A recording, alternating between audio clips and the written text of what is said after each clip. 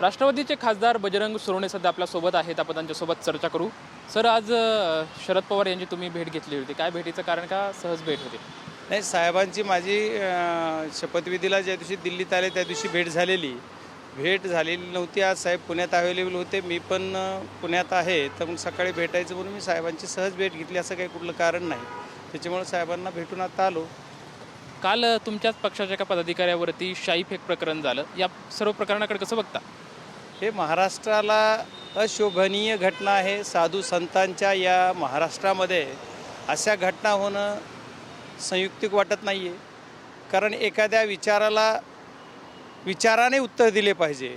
एखादा विचार ज्यांनी मांडणी केली त्याला विचाराने उत्तर दिले पाहिजे. अशा भ्याड हल्ला करण्यानं त्याला साधू संतांचं जी वलय आहे, साधू संतांची जी भूमी आहे, साधू संतांचं जे कर्तव्य आहे, जी वारकरी संप्रदायांचं जी मानस आहे की वारकरी संप्रदायाची जी संस्कृती आहे, त्याला शोभणारी घटना ही नाही आहे. हे कुठल्याही पक्षाच्या एखाद्या कार्यकर्त्यावर, राजकीय व्यक्तीवर असो की कुठल्याही व्यक्तीवर अशा पद्धतीनं वारकरी संप्रदायाच्या एखाद्या व्यक्तीने असे कृत्य करणं शोभनीय नाही.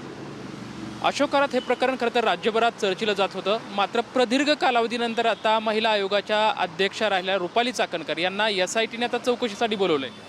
हा चौकशीचा भाग आहे. मुख्यमंत्र्यांनी सांगितलेलं आहे की जे कोणी दोषी आहे त्या दोषीवर कठोर कारवाई करणार.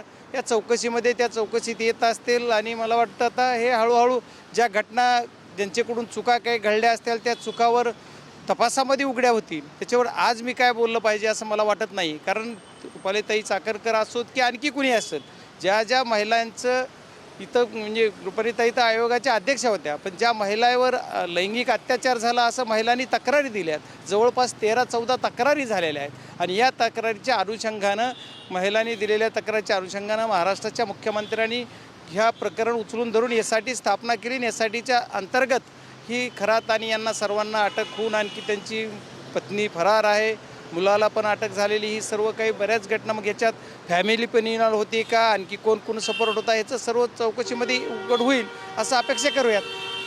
खरं तर सध्या राज्यभरात अल्पवयीन मुलीवरती लैंगिक अत्याचाराचं प्रकरण जे आहे ते सातत्यानं वाढताना आपल्याला पाहायला मिळतं. याच्यामध्ये कुठेतरी ग्रह खातं कमी पडतंय का?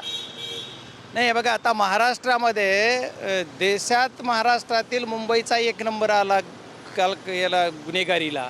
ही आपल्यासाठी चांगली घटना नाही आहे. पण महाराष्ट्राच्या मुख्यमंत्री महोदयांनी ह्याच्यात गांभीर्याने लक्ष दिलं पाहिजे. कारण त्यांच्याकडे स्वतःकडे एवढे खाते ठेवले आहेत. मुख्यमंत्रीपद असताना गृह खात्यासारखी जिम्मेदारीसुद्धा दुसऱ्या कोणाकडे देत नाहीत, किंवा त्यांना चांगलं करायचं म्हणून देत नाहीत का दुसरं कोणी घेत नाही का काय मला माहीत नाही. आता त्यांच्या सरकारमधलं 3 पक्षाचे प्रमुख एवढे नेते आहेत. सर्व बरेच जणाला, काही जणाला खरं खात्याची आवश्यकता आहे असं वाटत असतंय. मग हे का देत नाहीत, का त्यांनाच चांगलं सांभाळायचं का काय? पण कुठंतरी आपल्याला कायद्याच्या बाबतीत महाराष्ट्रावर वचक राहिला नाही असं मला वाटतं. कायद्याच्या बाबतीत महाराष्ट्रावरती वचक राहिला नाही अशी प्रतिक्रिया खासदार बजरंग सोनवणे यांच्याकडून आपल्याला पाहायला मिळते. कॅमेरामॅन अभिजित पिसेसोबत लक्ष्मण जाधव, TV9 मराठी, पुणे.